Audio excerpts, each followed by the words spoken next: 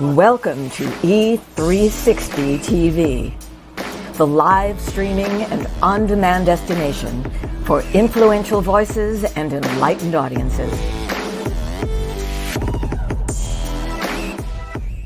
We offer trending, grassroots, and purpose-driven content across a diverse range of interests.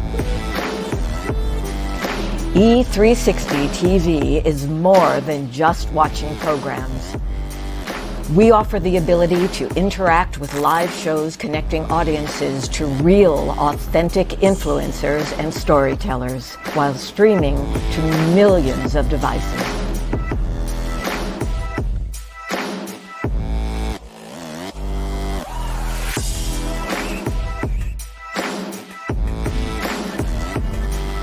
Real experiences. Raw conversation. One destination for it all. E360 TV. 5 years ago, the Power of We Symposium was created to provide a platform for kids from all sectors where they could have a safe and comfortable environment in which to share both their joys and concerns. The Power of We Symposium is proud to have served over 250 kids throughout Romania when we took our mission global back in May of 2023. Now, 2 teams of amazing volunteers from both the U.S. and Romania embarked on an 8-day Legacy of Hope tour, bringing encouragement and hope to not only the kids of Romania, but also the adults who support them, and also to over 100 kids here in the U.S. who contributed handwritten letters of hope to our Romania mission of 2023. Now, this year, we are proud to provide this opportunity yet again in October, and we are super excited to up our game. New venue, 750 kids this time, and we want to see you there. We're looking forward to meeting you in person at this year's event, which promises, as always, incredible speakers, amazing content, and of course, some of the greatest kids on the planet. So, mark your calendars for October 24th, and we'll see you here in Chicagoland for the Power of We Symposium 2024. This year's theme is Always Together, Never Alone. Tickets are available now on Eventbrite or at powerofwesymposium.com.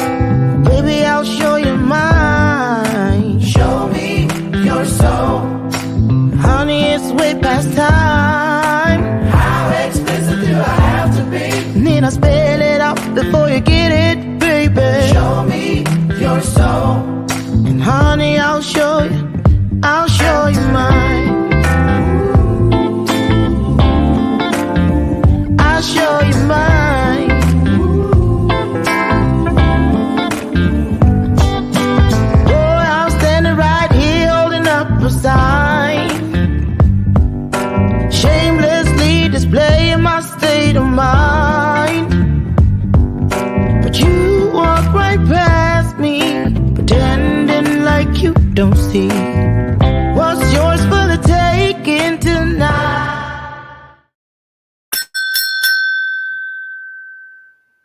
Wait for it. There we go. Good morning, good morning, good morning, good morning. Give yourselves a round of applause. I'm so excited to be here today. Aren't you excited to be here inside of this dream, inside of this opportunity, inside of this blessing called life? I know I am. Thank you, Jesus. Yes, I am so excited to be here with you because number one, it's Friday. Woohoo! Right? And we get to pour into each other. We get to ease a little suffering wherever we can. And we get to learn. We get to learn, right? Which means we grow. All right? Listen, can I get an amen that it's a good day to be above ground? Yes, there we go. I'll kick it off. And I see you. You're looking great as always. Good morning to all of you beautiful people, no matter where you're at, no matter how you're catching the stream. And also, if you're watching the replay in the future.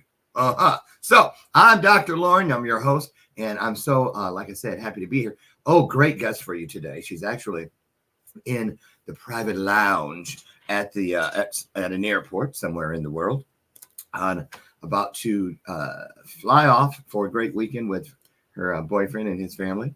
And her name is KELLINA Powell. She's here. We'll get more into that in just a moment. But first things first. I wanted to, let me find it. Here we go. I'm so excited. You know, I love this work I do. I love the E360 television network, all 200 plus shows that we have, and all of my friends and family on the Trajectory television network, including this clan, the Osingas. There they are. I'm going to click through several photos. There they are, and there they are. I love this one because it has all of them in it. The Osingas, Chad and Linnell, are marriage coaches, and they have a wonderful show on the Trajectory Network, and it is entitled the My Bulletproof Marriage Show. And they help people. They have been together since they were teenagers, and they have a beautiful family, and they are beautiful people. And so, yeah, they have now received the Trajectory TV Award for Most Improved Show for Q1 and 2 of 2024. And it is a family affair for sure. So hats off. Congratulations. Much love. Mad love. Big props. Wonderful shout out to the Osinga family for that great honor. So there we go. So we got that out of the way. And so listen, I'm really excited about today's guest. I know people, I have family members that fall on the spectrum of non-hearing in various shades. Some have partial hearing. Some are completely. I have a family member who's an interpreter because her mother is deaf. And so, yes, our guest today is doing big things to help improve the situation around what it means to have some hearing challenges. Okay. And what I love about her work is when you listen to her and you listen closely, there's the bell of purpose, means some truth is out there. You learn that there's a difference between just being able to hear and knowing how to listen. I'm going to let that hang for just a second. Think about that one. So, oh yeah, and if you haven't been here before, that's the bell of purpose. I ring it when some truth is out there. So you don't miss it. Come running if you hear it. Because the bell and the truth are similar because they both have a ring to it. There you go. Clever, right? Okay. So anyway, back to KELLINA Powell. She sent me a, hold on. I love her bio because it is not pretentious. It is to the point, and it's just, watch this. She says, so KELLINA is a deaf coach and advocate. She's a podcast speaker, a best-selling author, and a passionate entrepreneur on a mission to help young adults with disabilities achieve their goals while, I just realized she said help young adults with disabilities achieve their goals while also educating others, big piece right there, about the deaf community. What makes her story even more incredible is that KELLINA is actually a hard of hearing person. Now, she lost 100% of her hearing at the young age of 4 years old. Now, she says that being hard of hearing hasn't stopped her, no, not at all, from pursuing her dreams, including gaining her psychology degree from York University, I almost messed it up, and a postgraduate certificate in mental health and addiction. She's also a life coach and an Amazon best-selling author with her first book of many, I'm sure, Every Day I am just deaf. And so I am just really excited to get her in here. I can't say she's coming down the hallway because I already told y'all she's in the airport. But listen, put some hearts on the screen. It is our virtual way of applauding and saying welcome, because here comes our guest for today, KELLINA Powell.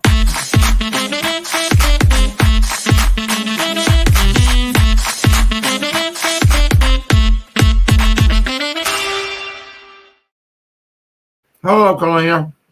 Hello, good morning. Yeah, I eat on here, so I'm gonna finish my avocado toast. Ooh, I tried to just wait. finished my breakfast. You did too. That's what got me hungry when I was talking to you before the show. How you doing? I'm doing great. Just at the airport, just living the life, just traveling. You're all excited, getting ready. Now, where are you at and where are you going?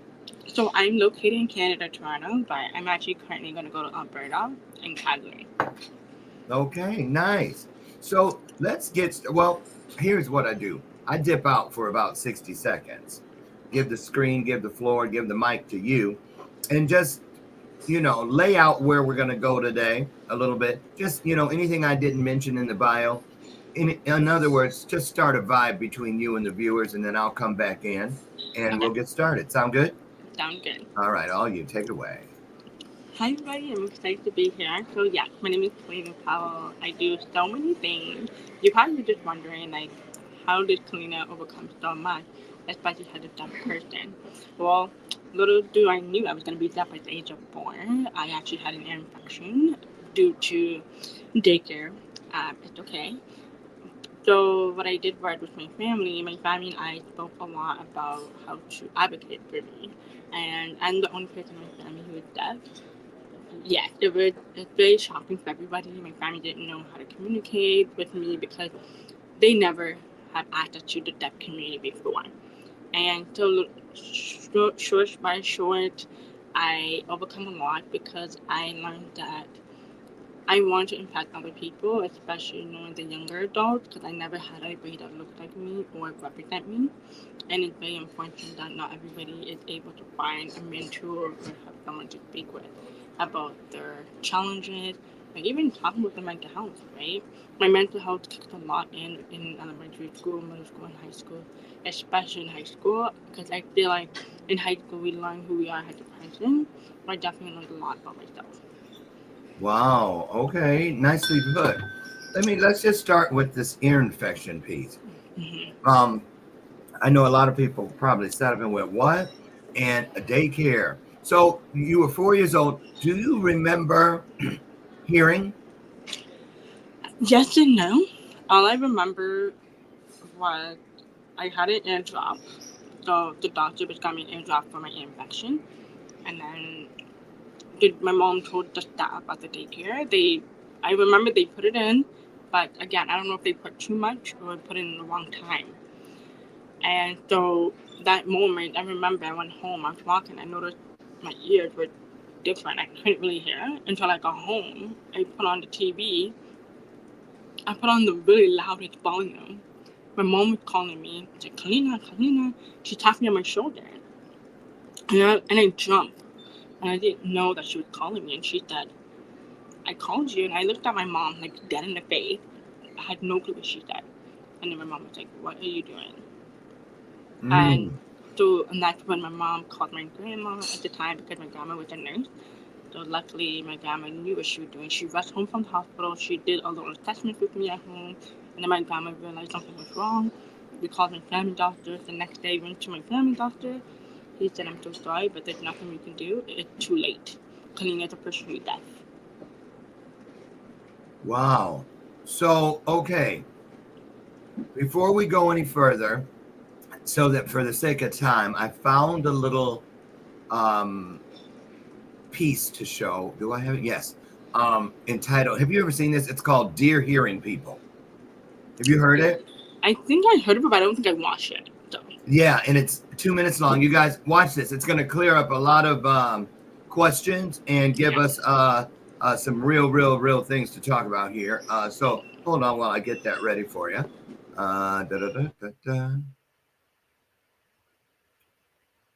Okay.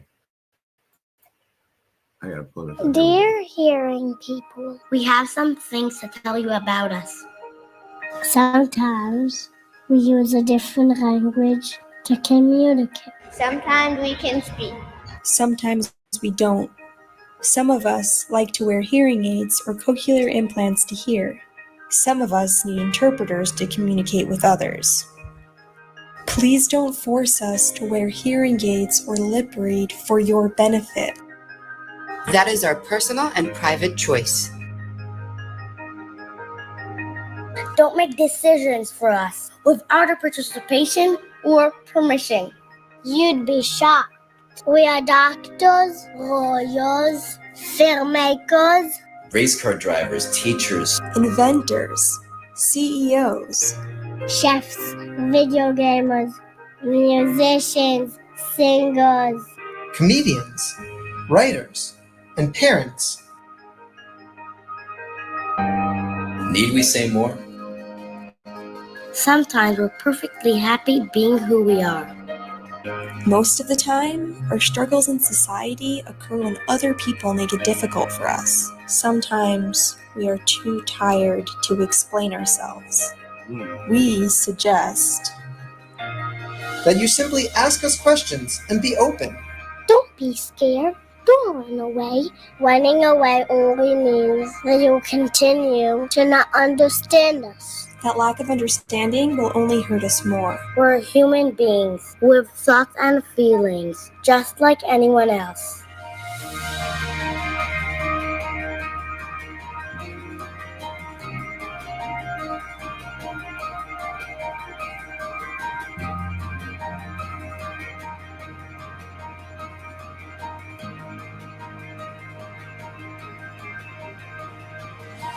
Ah! How beautiful was that? That was very beautiful. It was very beautiful. So great. The thing, I saw you shaking your head constantly through there in agreement. Let's start with the piece that I know a lot of people are like, what do you mean? How do we make decisions for you? That was a shocker. I was like, what?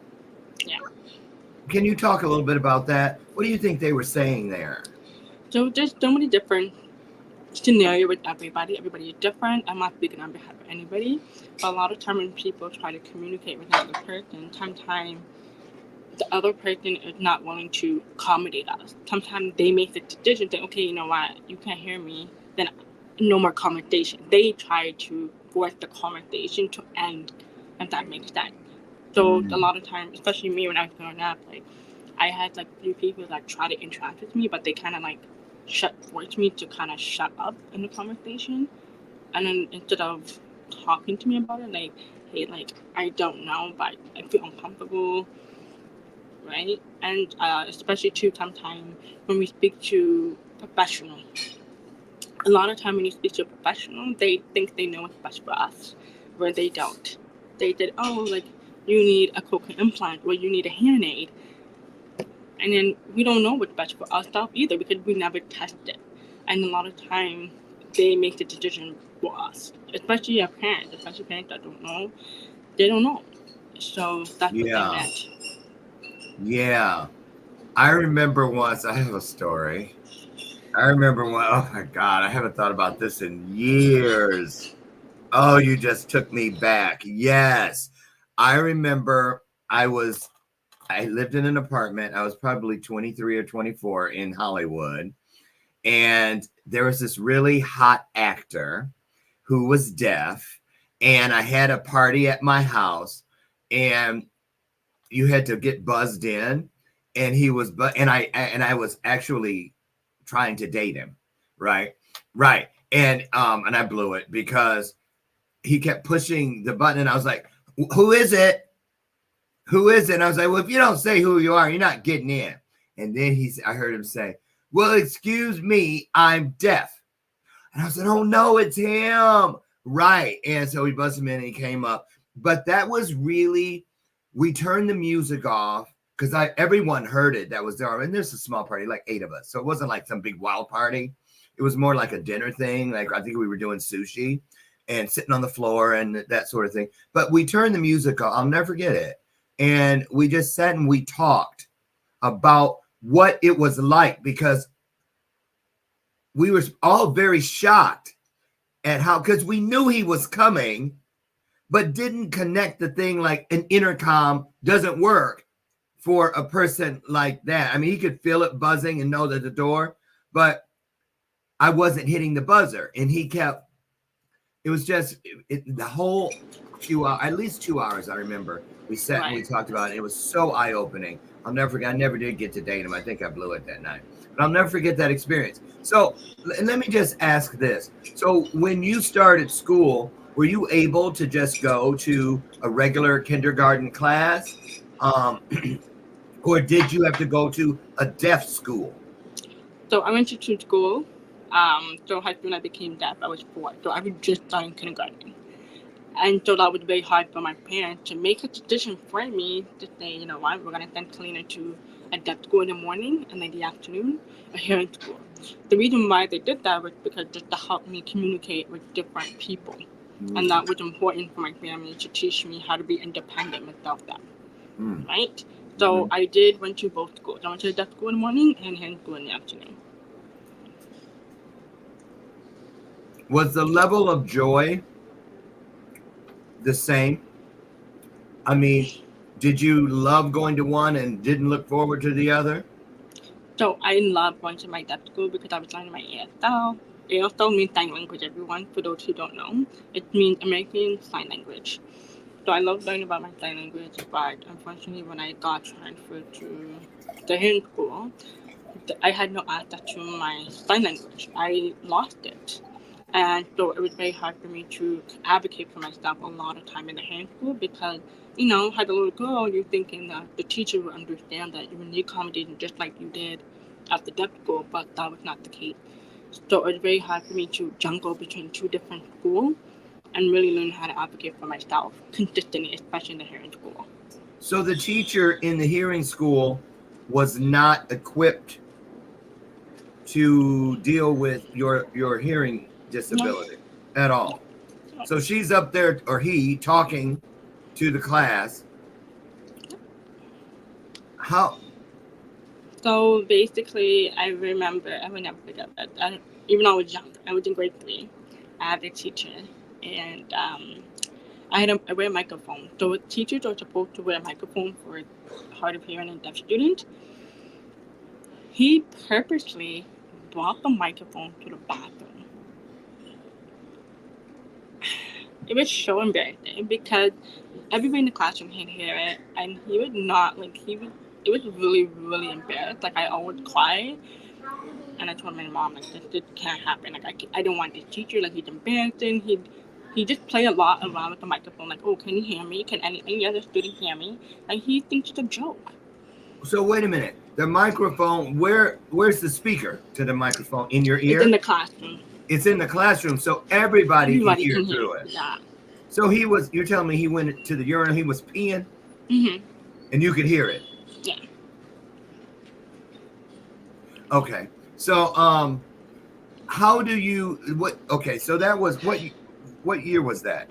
This was in grade 3. So grade 3, you're like 8 and 9. Okay. And how old are you now, Kellina? I'm 27. You're 27. So, okay, we're talking in the 2000s. Yes. What year were you born? Do the math. What year were you born? 97. 97. Of course you were. Wow. So why is it? I know you can't answer this question for the world, but it seems like we're a little archaic. I bet you there are places in the world that are far ahead with how they deal with their young students who have hearing disabilities. Do you know anything about that? Are there areas that are doing better than we are here in the United States? Or what? Or wait, but you're in Canada. Do you think it's different over here? Have you talked to people, your peers that grow up? Okay, and have any of them said, "Oh, that was not my experience"? You will be surprised. A lot of people that they've been through worse than I did, because a lot of the teachers think of them small, and a lot of teachers were not accommodating, and there's not a lot of deaf resources or deaf community for them in the United States. It's very hard to find the local deaf resources and deaf community in a lot of places. That's like me in Canada too. There's only one deaf community that I know in Toronto. It's very hard. Very hard. I want to turn the corner and ask you about something because, of course, I could just go straight to the bullying piece, Right. but it's deeper than that. Because bullying is like a kid thing, this, that, and the other. But I want to go to a piece that I have a feeling carries on way beyond just a kid being a bully and being mean-spirited. And what I'm getting at is I want you to shed a little light on what it feels like. Number one, it's a two-parter. The first part is when you know that people are embracing you almost like a collectible. You know what I'm saying? You know how in movies like the Mean Girls, they'll let the one heavyset girl come in the group so that they can kind of have her to say, see, look at her. You see, we have her in here. You know what I mean? Like they used to do when people of color, they'd let one in because they needed a token. There it is. So do you know what I'm talking about when I say, there people try to collect you and say, oh yeah, meet my deaf friend. Instead of just saying, this is my friend KELLINA, who, by the way, happens to have a hearing disability. So they lead with the disability and not the person. Talk about that and why that needs to change. Yeah, it needs to change because I feel like when you describe someone, you don't want to go off based on identifying them had a disability had first thing. Because it's like a threat kind of, I would say. Because it's like, I'm more than that. Yeah. And everybody deserves to be called by their name first instead of saying their disability first. And I have friends that I have not friends, but I know some people would say that. Oh, look at my friend, she's deaf. And then I was like, I had to call her out on it. And I said to her, that's inappropriate. You should not be saying that. You should introduce me as my first name, and that's it. When I'm comfortable to tell someone that I'm deaf, then I will express myself in that way. So a lot of time, if you are someone who's going to be introducing to someone, definitely call by their name. Don't just say, oh yeah, this is my deaf friend. That's not fair, right? Yeah. And I feel like you're losing people confidence by doing that. You're decreasing their confidence by saying that. Because it's now the other person's thinking the person is that your disability, and it's not fair to other people. I used to get that when I would know that I didn't belong in that particular peer group because they would say, oh, this is my gay friend. And I'm like, why you always do that? You don't say this is my black friend. You know what I'm saying? Because you can see clearly. So anyway, I get it. What do you oh, I have the thing pulled up. I don't even know what you're gonna say. Okay. It's from your YouTube, but it's about a dumb comment that you get. You know the one? Is it okay if I show that? Yeah, you guys. Okay, you guys take a look at this. I have no idea what she's gonna say, but I found it and I knew I wanted to play it. Okay, hold on.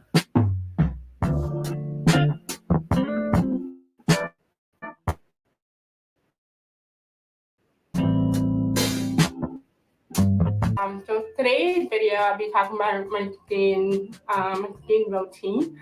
I will show you the product just now. It's really, really nice and so cool. So these are the 3 products, and I can see it, but I will show it one by one. So these are the 3 things that I use for my skin routine. And so today's topic, I'll be talking about all the dumb comments I get for being deaf. Wow. I bet. So here's the first one. The first one I get is when people find out I'm deaf, they always say this. Oh, you're so pretty. Okay? And what's that supposed to mean? That I'm what? I don't know. It's so weird how people can be so judgmental when they find out someone that has a disability and they just act so different. What? Yeah, Okay, let's talk about that for a second. We're going to come back to that. You know what that reminded me of? I had a guest on once, and I'm not kidding you. Today, she looks like a beauty queen, a movie star, but Right. she was like 400 pounds once. And she said that the thing that cut her the deepest was when people would say, "You have such a pretty face, but you have such a pretty face." Like, dang, girl, why don't you do something? You know what I mean? So, and she said it was just horrible, just horrible. Um, Talk about what you said in that clip right there. When people go, why do you think people that's their go-to? Why is it that people are so ew about something that's different than them? I don't know. I don't know what it is. I think they have that image in their mindset in the mind what a disability person looks like. Like anybody can be individual. Hi, Robert. They think it's I don't know. Like people have the image in the mind of what a person looks like as a disabled person. Yeah. So I was telling people it's invisible or visible. You cannot sometimes tell when someone's disabled unless they tell you. Yeah. And like for me, like okay, yes, I'm pretty, whatever. I don't think I'm a prettiest girl, but it's like there's so much more towards that. And that's every time someone tells me that, like, oh my god, you're so pretty to be deaf. I'm like, I can't be your friend. I cannot talk to you. Because what you're telling me is that you have a different perspective in your high mindset that disability people look different. Yeah. I'm supposed to look different because of what you think it's supposed to look like. Robertson, by the way, Robert, hi, good morning, Robert Brooker. He's in Canada as well. Robert's in Canada. And so let's talk about this because I want to get to your work because I've been over on your website and it's entitled KELLINA's Empowerment and Consultation, specializing in calming depression, anxiety, and building self-esteem for young adults with disabilities. Let's talk about and then we're going to get into your book and all of that. But let's go to this place. Young people, is it changing? Are you guys coming together to create a better understanding of this? Because it's kind of been left out. I don't think much has changed. I told you I have a family member, hi, Ruby, who is completely deaf, and her daughter Pam is so proficient in the sign language. She's worked at it in courtrooms. She does that. That was her job. It created a career for her daughter, but I never hear them talking about how there's been much moving of the needle as far as understanding. So you say young adults. What is it you're hoping to change for young adults with disabilities? I'm wanting to change the role model perspective just because there's not a lot of role models in the disability community as a whole. My goal is to help them to understand that if I can do it, you can do it. It doesn't matter what disability you have. Even though it may take a while to get there, but you are allowed to have successful life. And there is not a lot of disabled person out there who not much they have successful life, but there's not a lot of them reach out. There's not a lot of them going out of the way trying to help other people because they're afraid, because they don't know if they're really going to make an impact. When I started my journey, I really didn't think I was going to make an impact, especially with my book and my business, because there's no one I could turn to for help, resources, mentor. They're not out there anymore. And I want the younger generation to understand that it's okay to be alone in this world, but it doesn't mean you should give up. And I did not give up. Do you talk to your peers in your work about how, as a collective, you can help take the ignorance stigma away from people like me and others? And I include myself because I'm going to tell you why. I'm going to tell you why I included myself right there. Because I was watching you when the clip was playing about, what dear hearing people. And when they talked about the inner ear, the hearing aids and whatnot, and you pointed to yours, all this time, even though I knew you were, dealing with what you're dealing with, I thought that was one of those Bluetooth things.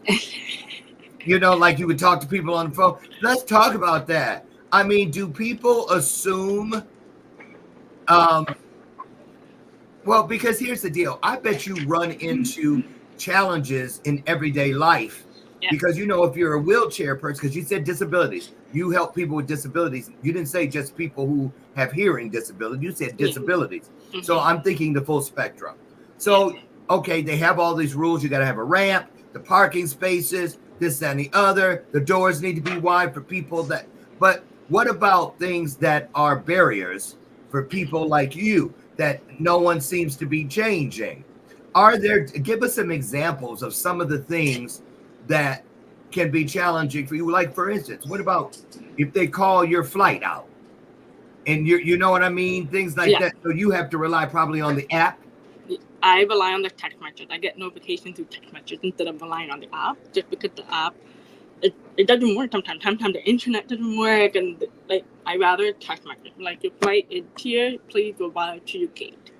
That's what I did at the airport. And second, I would say closed caption. There's not enough closed caption on app platforms. A lot of people Not enough. Not enough. That's interesting to know. Let me ask you this, because how much hearing do you have? Zero? Yeah. So you have a boyfriend. You guys go out. Yeah. You go out to clubs and stuff, right? We don't club no more. I go club with my well, girl. you used to. Okay. Yeah, I used to go club with my girl. Let's say you go to a friend's wedding. Yeah. And there's the reception. I'm headed for the dance floor. I know this sounds crazy, but how do you dance to the rhythm if you can't hear it? So a lot of people don't know this. So a lot of deaf people actually listen to music through vibration on the floor. So I hear vibration with the beat. That's how I follow the rhythm. So, have you ever seen any video of you dancing? Yeah. So are you like with it? Yeah, of course. Really? So, Yeah. And I mean, because I know people who can hear who can't do that. My family says I can't, but I don't think they know what they're talking about. They just don't like that I can freestyle. See, no, but I can freestyle, but I can't do those, those line dances where like left foot. Yeah. I step on there. I can't do it. I just cannot. They call me Uncle Carlton. You know him? Yeah, that's what they call me, but they're haters. So anyway, wow. So does that mean you don't get to sing along with your favorite song because you don't hear the lyrics? No, I can hear very well.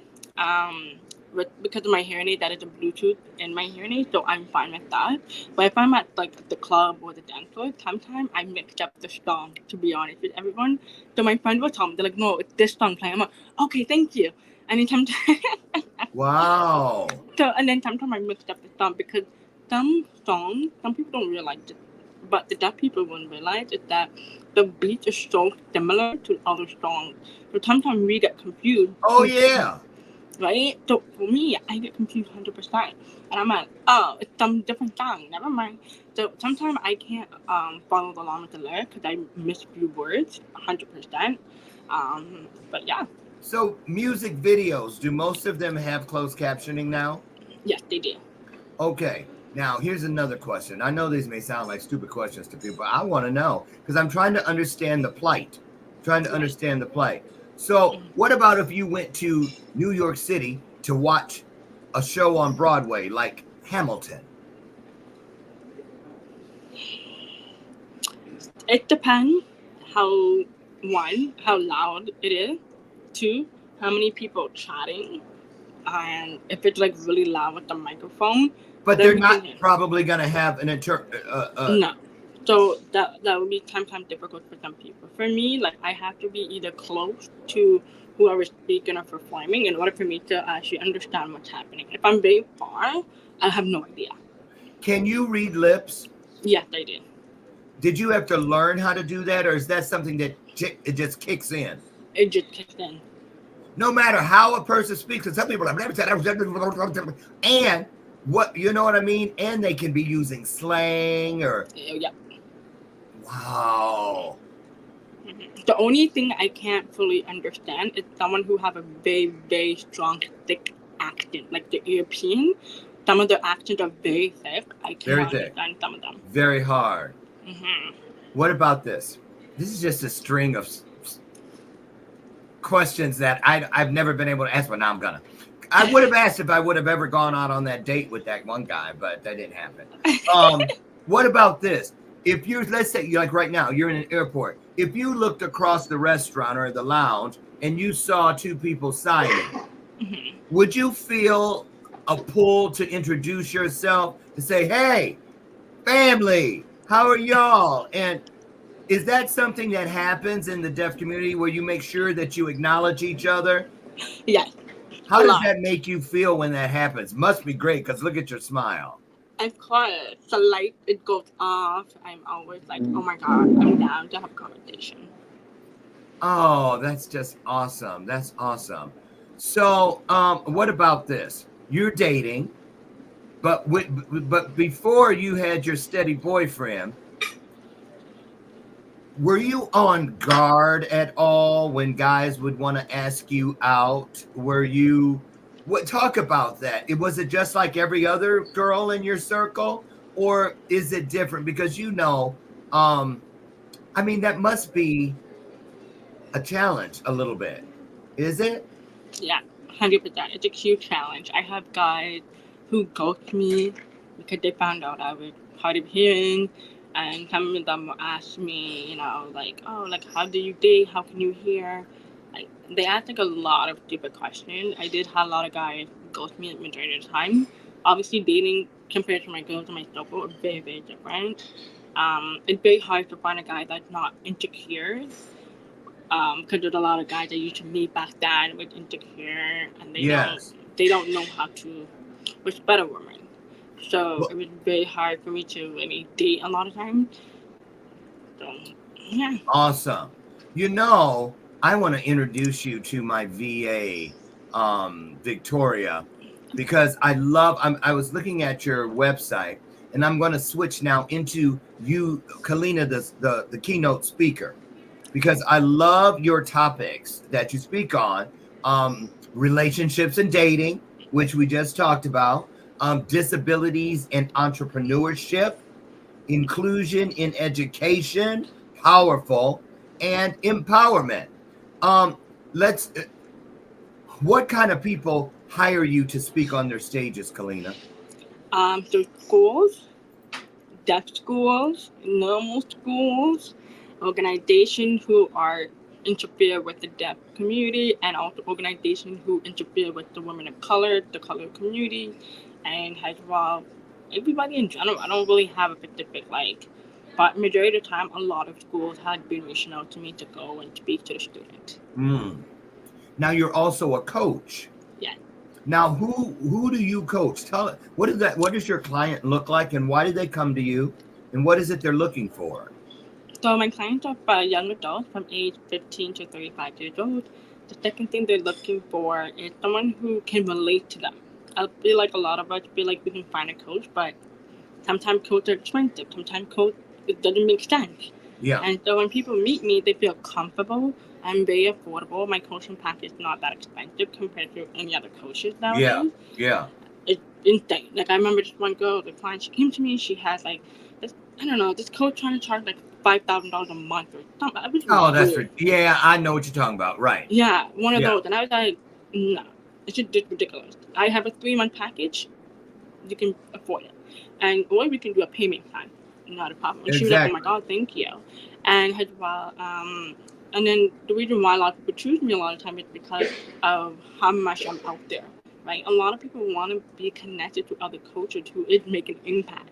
When people see a coach make an impact in other people's lives, the more they want to connect with you. And I realize that a lot of times, even I have friends or coaches, they're like, oh, I can't get clients if I can't, And then at the road, you have to look at it, right? What are you bringing onto the table for your client that can draw them to you, right? What is it that you're bringing? So that's why my client comes to me. Is this Do you have a regular day job, or do you this is the work? Do you have a regular day job too? Yeah. Look at me. I'm like, what? People still have those? What do you do? What do you do for a regular day job? So I have a regular 9 to 5. I'm a social worker. You're a social worker? My husband was, well, he's a PhD at therapist, psychotherapist. But when people ask what he does, he always says, "I'm a social worker." That's his go-to. That's a calling. Yeah. That's not a job. That's a calling. Wow. So you work with kids and stuff. So I work with a lot of people within the government system. So I'm always working with everybody. I don't work with just teenagers. I work with all ages. Wow. I did not even know. Girl. Okay. So next, let's keep moving through these questions that never get answered. So, okay. Oh, so the people you coach, are they 100% people, young adults with disabilities? Yes, some of them are and some of them are not. So what are some of the types? Because there's so many. Okay, here we go. What are some of the disabilities that you've coached with people that some people might not even realize is a disability? See, we think, oh, he's missing a limb. Oh, she's blind. He's hearing impaired. But are there other things that are disabilities, speed bumps, if you will, in someone's journey? Makes it a little more difficult for them, that people aren't aware about, things that we need to learn more about. Are there any of those on the table that you could shed some light on? Yeah, for sure. Some people don't even know they're a blind and disability person, and some people be surprised. And there's some people, there's some. Say that again. That what? So one of the clients, she was from high school. I did a quick session with her, and she was blind and deaf. Blind and deaf.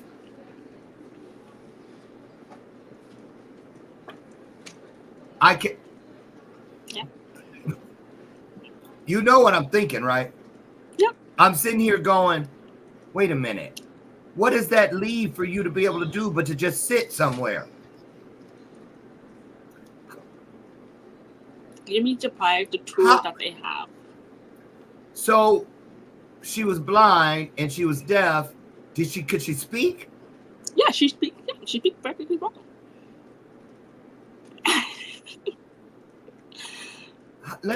So how do people? Okay, here we go. Because I'm a coach, and a lot of people come to me because they're losing their ability to dream, or they are just desperate to put their hands on their purpose.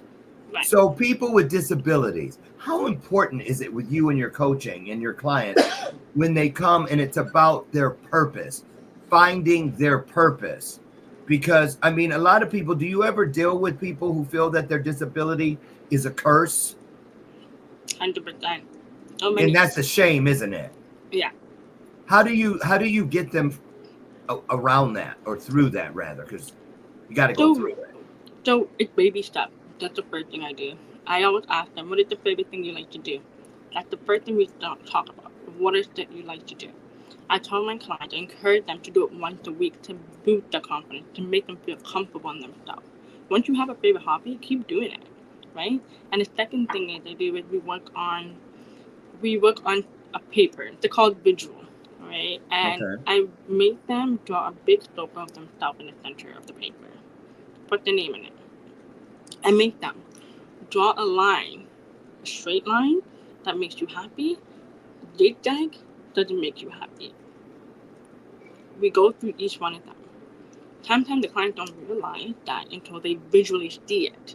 Some clients just think in their head and they think, yeah, but it doesn't work that way. Mm-hmm. We need to be straight thinking about it. Oh my God, this is who I am as a person. Yeah. Right? And then from there, we look at it, talk about it, we have discussion. And then what I do with the clients also too is teaching them how to reword the negative word to a positive word. Yes, changing that narrative. Exactly. So that's what I do with every client, learning, teaching them. So I look at what they were on the paper, what they're not good at, and what they're struggling with. We work together, rephrasing the word, creating that mindset homework. I do a lot of my homework for them to do at home. So, for example, one client, I said, go to the dollar store, go get a sticky note.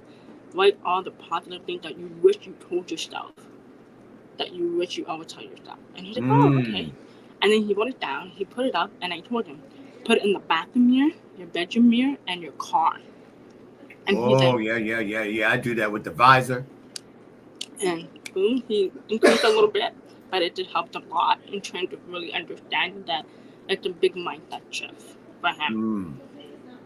Do you let's talk about this piece real quick. We got about 5 minutes left. What about the support system in the home for young people with disabilities? Is that sometimes a challenge as well, that the people in their homes, because I get that with people on the spectrum or special needs. A lot of special needs professionals tell me that their biggest struggle, outside of the reports they get buried under, are dealing with the family members who don't have any expectations for the person.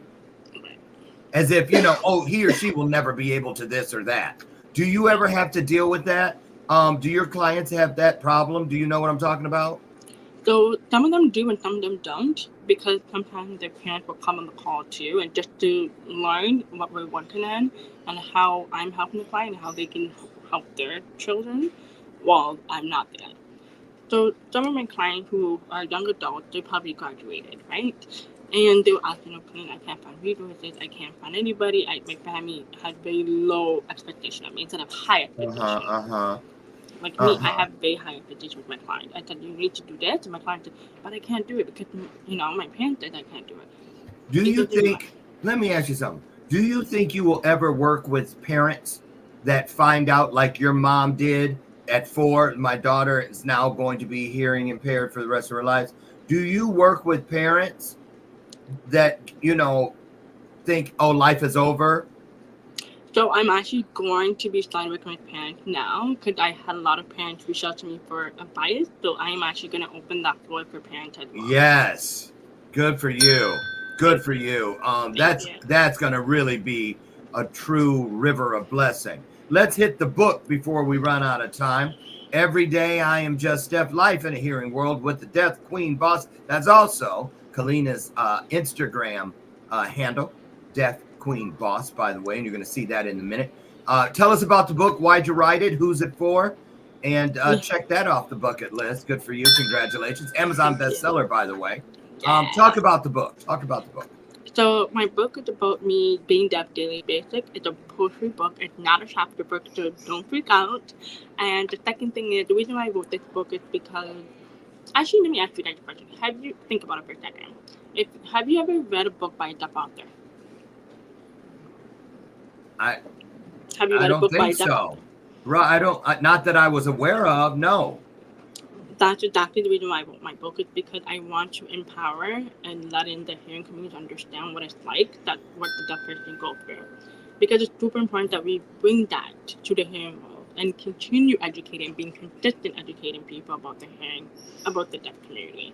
And the third thing, the book is for anybody who really want to be an ally, anybody who's interested in what can they do better to be communicative with a deaf person. So that's why I wrote my book. Good for you. Congratulations. I just love that. I'm interested in the cover. I see the crown, and I see the scribble across, and then something that's the sound wave. Sound wave. Okay. And what is that in the middle? The ears. Oh. Okay. Very clever. Did you come up with that? I did, and then my graphic designer did all the sound wave, and yes. And I told her I really want the crown in front of my book, because I'm the deaf queen boss. Like, I'm gonna claim You're it. the deaf queen boss. I hear you. Yeah. Oh, I just love it. I can't wait to see. Listen, when you get home from your trip, I want you to get back on my calendar. I want to talk to you about bringing you to my event for kids in October to do a keynote. I really want you there. I'm serious. I really want you there. 750 kids will be in that audience. And I know, from 8th grade to 12th grade. Ooh, and so, I love it. My favorite. Yeah, have you ever been to Chicago? No, I always been dying to go to. Okay, well, die no more because we're gonna get you here. Listen, Yay! you guys, scrolling along the bottom is the IG handle, Deaf Queen Boss, and also there's this road to Kellina, her website, KELLINAempowerment.com. There you can find everything about the book, the coaching, all the other wonderful things that she has available. I highly recommend you get over. Both of these will be in your comment section. I'm going to drop it in right now at the end of this broadcast, so you'll have easy access, no excuses, okay? And get your tickets to the Power of We Symposium at powerofwesymposium.com or Eventbrite, and you will see if we can pull it off to get Kellina over to our event in October 24th here in Chicago. So I think this is going to be great. Listen, safe travels. Have fun with your boyfriend and his family, and give your mom a great big hug for me when you get home. And I look forward to hearing from you when you return from your trip. If you were going to leave everybody with a Jerry Springer moment, something that you felt like if they were going to forget everything we talked about, but remember one piece, what would you hope that they would remember from today's interview?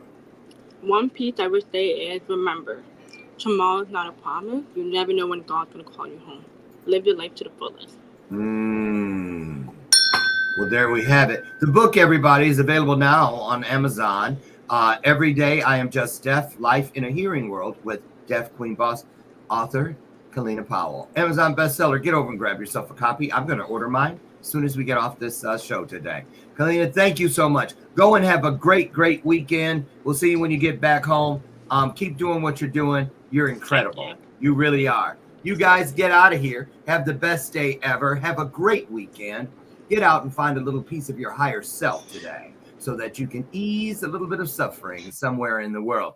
I will see you, God willing, Monday morning, bright and early, right over there on the front porch, where together we'll have another illuminated conversation. And remember, next Wednesday, it's Ask the Experts. The experts are back. Going to be a great show. That's next Wednesday. Mark your calendar. Now get out of here. Don't let my screen door slam. And remember, I tell you every day when we part, I love you. And there ain't a damn thing you can do about it. I'll see you next week. Have a great weekend, you guys. Thank you. Great, great job. You're just so impressive. Have a great trip. Safe travels. Mwah. Bye. Bye, everybody. We'll see you soon.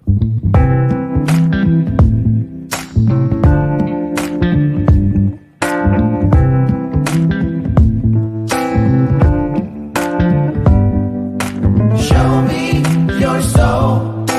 Baby, I'll show you mine. Show me your soul. Honey, it's way past time. How expensive do I have to be? Need I spell it out before you get it, baby? Show me your soul. And honey, I'll show you mine. I'll show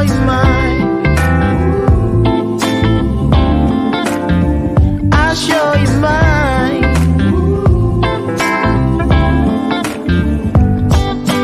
Boy, I'm standing right here holding up a sign,